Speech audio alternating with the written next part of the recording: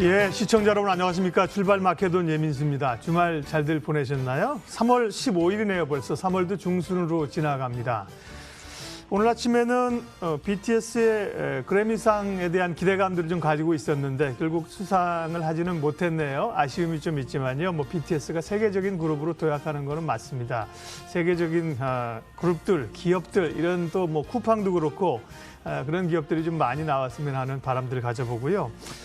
미국은 금요일날 아시겠지만 금리가 또 올랐거든요. 1년 중에 최고치를 기록해서 1.6을 기록했는데 그럼에도 불구하고 나스닥이 0.59% 밀렸으니까요. 이전처럼 2%씩 뚝뚝 떨어지는 흐름은 아니라는 걸 다시 한번 확인했고요. 또 좀 불안하긴 했습니다. 흔들리면서 금리가 안정이 됐나 싶었는데 또 올라서 좀 불안했고요.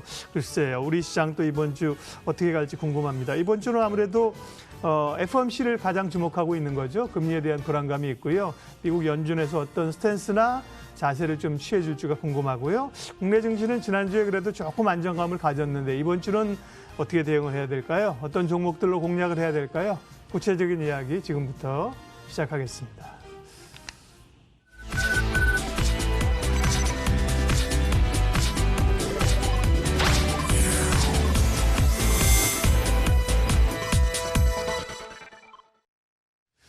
예, 월요일에는 장용혁 팀장님 만나는 시간이죠. 장용혁의 마켓 시그널, 한국투자증권 법인금융센터 장용혁 팀장님 오셨습니다. 어서 오십시오. 네, 안녕하세요. 몇 주간 시장이 흔들려가지고요. 그런 고민들, 시장에 대한 고민들 좀 많이 했고요. 어쨌든 간에 이전 같은 속도는 아니라는 얘기를 하셨고 그렇다고 소위 왕창 무너질 시장도 아니라고 하셨는데 조금 이제 시장은 조금 안정이 되는 건지 시장 얘기하고 또 좀 섹터 전략 얘기도 하겠습니다. 시장 상황부터요. 제가 2월 중후반쯤으로 제가 기억하는데 거래대금 안 쏠리는 거 보니까 탄성이 좀 떨어지겠어요? 라는 얘기를 시작하고 나서 지난주에는 장중에 8, 9, 10일이 아마 3,100을 하회하면서 종가를 찍었던 걸로 제가 기억을 합니다.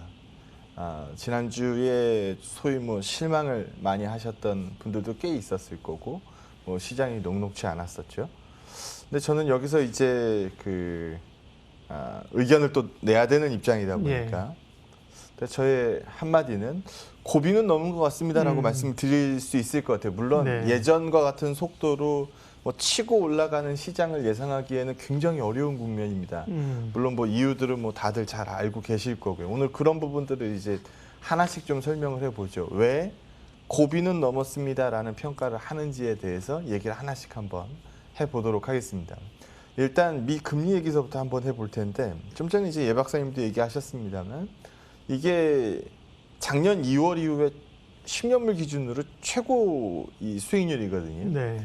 근데 예전 같았으면은 이렇게 1.62, 1.63 이렇게 레벨 찍었으면은 나스닥이 2%, 3% 막 이렇게 뚝뚝 부러집니다. 근데 지금 가만 보시면요, 지금 나스닥도 지난주에 주간 상승폭으로 3% 이상 올랐고요. 그 전주에 이미 조정을 많이 받았으니까. 그럼 제가 지난주 월요일 방송에서는 이렇게 얘기했어요. 1.6% 레벨 정도는 시장에서 이제 녹이고 있는 거다. 이 이상 안 가면 상관없는 거고 이 정도를 녹이고 있는 것 같습니다. 그러니까 이제 3,000P에서 3,200P 이 전망은 계속해도 될 것 같습니다. 라는 얘기를 말씀드렸던 건데 이제 1.62, 1.63 레벨 정도는 나스닥이 어느 정도 커버해냅니다. 그리고 더 또 놀라운 사실은 다우하고 S&P는 지금 신고가 경신 중이라는 거예요. 그래서 이번 주 목요일 날 우리 국내 증시 시가에 이제 3월 FOMC 결과가 이제 반영이 되겠죠. 제롬 파월 코멘트가 뭐라고 나올지 이제 들어봐야 알겠습니다만 지난주에 ECB에서 얻은 힌트를 좀 녹여보자면 지난주 ECB 총재가 채권 매입 속도 높이겠다고 얘기했잖아요. 그럼 FRB의 제롬 파월 의장도 크게 벗어나지는 않을 겁니다. 그러면 이런 기대감 국면들이 일정 부분 저점은 커버해 줄 거라고 보는 거고요. 그러니까 3,000P 밑으로 크게 이탈되는 그림이 나오지 않을 겁니다. 라는 부분을 말씀드리는 거고 상방으로 크게 못 여는 이유는 지난주 금요일 날 이번 SK바이오사이언스에 63조 이상 몰렸어요. 돈 많이 몰렸죠. 장 전에 이 환불금이 다 풀렸습니다. 근데 저는 내심 기대했어요. 그 전날 55피인가 반등했으니까 그날 코스피 기준 거래대금으로 16조 정도, 16조 조금 넘게 나왔거든요. 그럼 적어도 우리가 금요일 날 44피 추가 반등을 만들어냈으면 뭐 당연한 기대는 뭐예요? 거래대금이 16조보다는 더 나왔어야죠. 이틀간 100피의 상승을 만들어내고 종가를 이제 만들어냈으면 우리 일반적으로 생각했을 때 청약 환불금도 크게 풀렸겠다. 더 나올 거라고 기대할 만하죠. 근데 거래대금이 금요일 날 코스피 얼마 나왔어요? 13조대 나왔어요. 전날 55피 반등을 만들고 다음날 연속해서 44피 추가 반등을 만들어내는 국면에서 거래대금이 13조 원대밖에 실리지 않은 겁니다. 무게가 덜 실린 한 방이 왔다는 얘기예요. 그래서 지금 우리가 뭐 3,200 훌쩍 뛰어넘는 탄성을 기대하기에는 여전히 어려운 국면으로 보고 있습니다.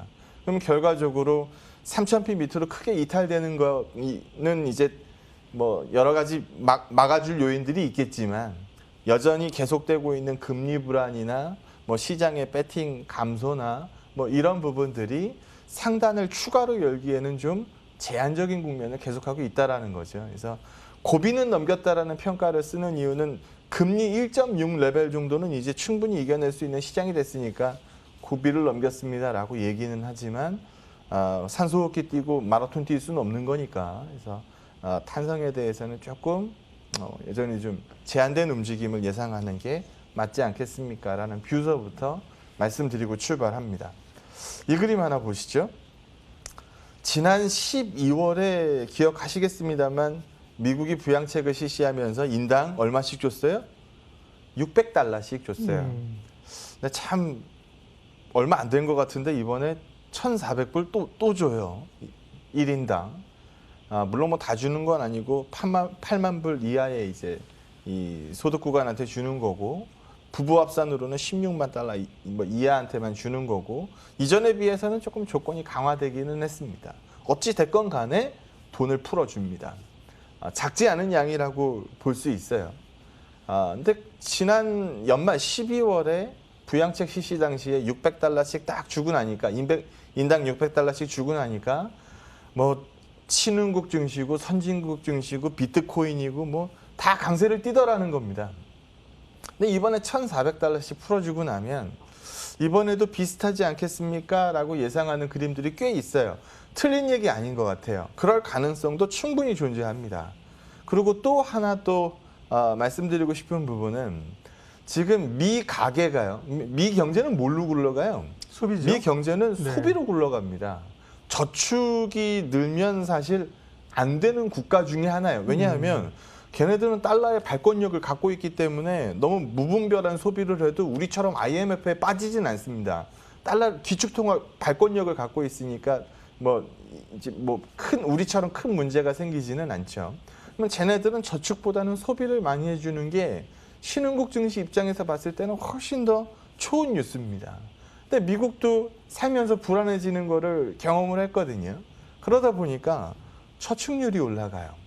그럼 여기서 이제 주목하는 포인트는 이거죠. 우리 동학개미운동이 예금에 깔려있는 돈 쭉쭉쭉 빠져나오면서 증시로 흘러들어가서 개인 투자자들의 참여가 늘었거든요. 미증시가 여기서 소위 크래쉬를 받는다라고 하면 대기자금으로 받아낼 수 있는 돈도 충분히 많다라는 겁니다. 뭘 말씀드리고 싶은 거냐면 지난해 말에 600불 풀었을 때 증시로 바로 들어와서 위험자산 선호도가 높아졌다라고 하면 이번에 1,400불씩 풀어주는 거 곧바로 증시로 들어올지 안 들어올지 모르겠지만 증시로 들어올 수 있는 대기자금이 충분한 미증시 상황이라는 걸 말씀드리는 거예요. 근데 우리가 국내 증시 기준으로 한번 얘기해 보죠. 우리가 지금 3,000피대에서 거래하고 있는데 우리 뭐 반토막 난다, 뭐 1,500 간다, 1,800 간다 이렇게는 예상 안 하잖아요. 그렇죠. 네. 이렇게는 예상 안 하죠. 근데 우리가 지금 겁내는 건 뭐예요? 뭐 2,700 가면 어쩌지? 2,800 가면 어쩌지? 뭐 이 정도 걱정하는 거거든요. 우리 옛날 기준으로 한번 읽어봐요. 작년 뭐 하반기 때 기준으로 한번 읽어보자고요. 2,700, 800 이게 과연 충격을 먹을 만한 레벨단의 이 지수인가요? 전혀 안 그렇습니다. 우리가 한 단계 위의 레벨을 보니까 2,700, 800으로 떨어지는 게 조정받는 게 겁나는 거지. 우리가 2,700, 800 가는 게 크래쉬가 아니잖아요. 작년 말에 붕괴되는 게 아니잖아요. 작년 말에 2,800이었어요. 그러니까요. 네. 그래서 그 정도 수준으로 쳐다볼 수 있는 국면. 우리 이 정도만 가도 증시로 들어올 수 있는 돈은 어마무시하게 많으니까 우리가 소위 시장이 부러집니다라고 겁낼 필요는 없다라는 겁니다. 미국도 마찬가지라는 걸 말씀드리는 거고요. 금리 얘기를 계속 하니까 이거 제가 금요일 날 늦게 캡쳤던 거거든요. 근데 이거보다 더 올라갔어요. 이미 이렇게 올라가고 있을 때 미선물은 빠지고 있었으니까요. 그래서 뭐 어느 정도 조정받겠다라고 생각은 하고 있었는데 이건 지난주에도 보여드렸던 그림입니다만 지금 이 10년물 수익률이 튀면서 시장에서 우짜지라고 얘기는 하지만 실질 금리는 여전히 어디 구간에 있다? 마이너스 구간에 있다.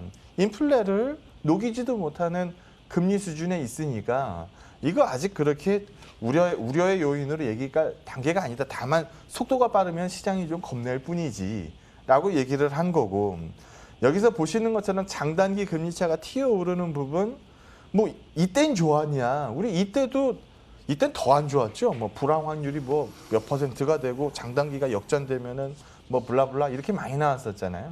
근데 지금 이거는 일단 첫 번째 얘기하는 거는 과거 정상 국면으로의 회귀 레벨 정도 되는 거고요.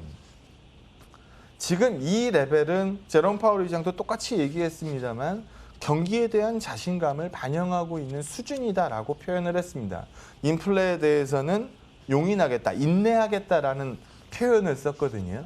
시장이 인내할 수 있는지 없는지 확인하는 시간이 필요했던 거고 아마 그게 지난주, 지지난주 이 정도에서 저점 테스트를 상당 부분 거치지 않았겠느냐. 그러다 보니까 무사히 지나왔고 고점을 고비는 지났다라는 평가를 하게 됐다라고 보시면 될 것 같고요. 시장이 우려하는 거는 이 그림 같아요. 연준이 약속한 것보다 금리를 빨리 올리면 어쩌지라는 부분이거든요. 네. 물론 이럴 가능성이 상당히 높아졌다라고 봅니다. 인플레를 무시하기 어려운 상황이라고 보기 때문에 시장이 예상했었던 첫 금리 인상 시점보다는 한 1년여 정도 빨라질 걸로 봅니다. 그걸 사실 시장이 지금 두려워하고 있는 거죠. 그렇죠. 네. 그래서 그 두려운 부분을 시장이 지난 몇 주간 동안에 녹여본 거고 그걸 녹이면서 소위 말해서 시장이 부러지기 시작했으면 이제 대피합시다. 곧 우리가 헤어질 시간이 다가왔습니다. 이런 쪽으로 무게가 실릴 텐데 이거를 반영하면서 다우하고 S&P는 여전히 신고가를 경신하고 있는 그림을 나타내주고 있는 거거든요. 그래서 우리가 크게 이 그림에 대해서 추가로 반영될 악재를 크게 계산할 필요는 없지 않겠느냐라고 얘기하는 거고요. 3월 FOMC의 이목이 뭐 아주 제대로 쏠려 있으니까 제롬 파월만 쳐다보고 있거든요. 제롬 파월 입만 쳐다보고 있는 증시다 보니 거기서 딱히 제롬 파월이 나와서 찬물을 끼얹고 들어갈 가능성이 별로 없지 않느냐. 그러면 달러가 더 비싸질, 단기적으로 더 비싸질 이 스토리도 많이 떨어질 테니 우리 원달러 환율도 이제 상승을 멈추고 이제 고개를 좀 숙여가고 있는 흐름이고 외국인 투자자들이 3거래일 연속 들어왔고 뭐 지난주 방송에서도 제가 이제 외국인 수급이 돌아 나올 때입니다. 원달러 환율이 상승을 멈출 때입니다. 라는 부분에 대해서 말씀을 드렸었는데 그 그림이 이번 주 목요일 FOMC를 반영하고 난 이후서부터는 조금 더 강화되지 않겠느냐. 하방에 대해서는 하방 경직성이 조금 더 높아질 거고 다만 상당히 좀 제한되긴 하겠지만 트레이딩 하기에는 여전히 뭐 나쁘지 않은 시장이 이어질 것이다 라고 판단합니다. 네, 일단 한 고비는 넘긴 것 같다라는 평가를 해주셨고요. 그럼 이제 전략을 세워야 됩니다. 금리가 오르는 것에 경기를 느꼈지만 시장이 부러지지는 않는다는 얘기시고, 그래서 그런 논리 가운데 이제 가치주로 이제 시장의 중심이 확 갔는데 또 지난주 보면 다시 일부 성장주 이런 네. 좀 약간 헷갈리는 국면이에요. 네. 전략 좀 세워주세요. 네. 뭐 쿠팡 효과도 없지 않았을 예. 거고요. 쿠팡 때 우리 얘기 듣자마자 그럼 네이버 카카오나 예. 합시다. 뭐 이 얘기를 했었던 게 틀리지 않았던 것 같아요. 제가 좀 전에 이렇게 시황비로 쭉 얘기를 하면 이제 곰곰이 들으시다가 맨 마지막 질문이 그거거든요. 그래서 사파라. 그래서 뭘 사라는 얘기야. 뭐 이렇게 귀결이 되니까 네. 결국 제가 종목 얘기를 안 할 수가 없는 건데 네. 이 그림서부터 한번 사 보시면 팔아 그러면 살 건 사고 팔 건 팔아야죠. 그렇죠. 뭐. 예. 이 그림 하나 보시면 네. 지금 좀 심하긴 한 것 같아요. 네. 나스닥의 언더퍼폼이 유난히 강해요. 그러면 이 그림하에서 만약에 다우하고 S&P까지 같이 무너지기 시작했다? 그러면 나스닥은 더 빠른 속도로 깨질 거거든요. 그렇게 말하면 소위 말해서 제가 뭐 자주 표현하는 뭐 부러졌습니다, 뭐 크래쉬 뭐 이런 표현들이 적합하게 될 것 같아요. 근데 지금 나스닥의 언더퍼폼이 굉장히 큰 폭으로 나오고 있음에도 시장이 잘 버티더라는 그렇죠. 거죠. 예. 그럼 시장이 죽은 상황이 아니라는 거거든요. 죽지 않은 상황이었는데 우리 국내 증시 같은 경우에는 상대 강도가 코스닥, 코스피 할 거 없이 너나 할 거 없이 다 떨어져 있었습니다. 그러면은 소위 물반 고기반 이 국면이었다라는 얘기고 지난 이틀간 동안에 급반등을 튀면서 뭐 낙폭 좀 있었던 코스닥 종목이다라고 하는 것들은 한 10%씩은 다 올랐거든요. 그럼 여기서 이제 뭘 주워낼 거냐라는 부분에 대한 이제 퀘스천이 남겠죠. 그 부분에 대한 얘기를 한번 해보도록 하겠습니다. 우리가 앞 코너에서 뭐라 그랬어요? 밑이 부러지지는 않겠지만 밑이 뚫리지는 않겠지만 위가 뻥 뚫리는 탄력성을 다시 한번 끌고 가기는 좀 어려울 것 같습니다. 라고 얘기를 하고 있기 때문에 이 그림에서 보는 것처럼 시가 최상위 반도체 어닝도 살아있고 지금 뭐 이 소위 말해서 조정도 받을 만큼 받았고 라고 얘기하는 이 삼성전자 하이닉스가 과거에 이 기울기를 만들 가능성은 별로 없어 보입니다. 그러니까 이 기울기가 다시 나오려 그러면 무슨 그림이 나와야 돼요? 위로 뚫리는 그림이 나와야 돼요.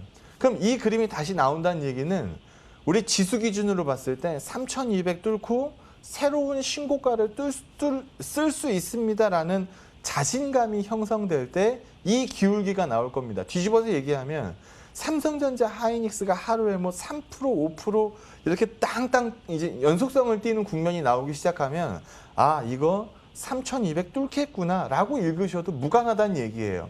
그래서 이게 시장의 바로미터 값으로 볼 수 있으니까 이것서부터는 체크하고 가야 되겠죠.